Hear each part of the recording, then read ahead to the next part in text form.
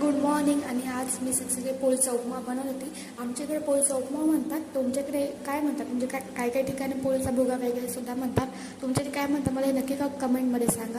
आणि आजचा माझा लंच बॉक्स होता, कारण की मला आज करायची काहीच इच्छा नव्हती, म्हणून थोडासा उपमाच करून घेतला होता मला. आणि कधीही म्हणजे आपण उपमा बनवला आणि त्याच्यावर लिंबू पिळं वाजायचं कंपल्सरी असेल, कारण की काय चव लागते त्याची मला नंतर व्हायचं ते रेडी. आणि मी आज खूप दिवसातून एक ना लिपस्टिक घेतली होती, म्हणजे मला गिफ्ट आली होती, तर मी आज ती ट्राय करणार होती. तर एक छोटीशी ती, पण ती छान दिसत होती. नंतर हा होता मला फायनल लुक. आणि मी खूप सिम्पलच मेकअप करते एनी टाईम.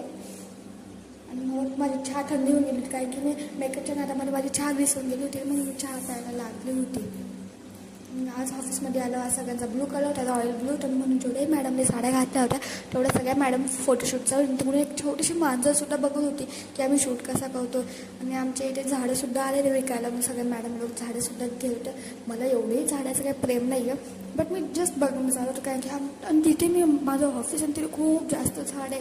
घरी जाताना हे काका एवढं छान बासरी वाजत होते ना, की कधी टाईम गेला म्हणजे कधी ट्रॅफिक सुटला कळालंच नाही.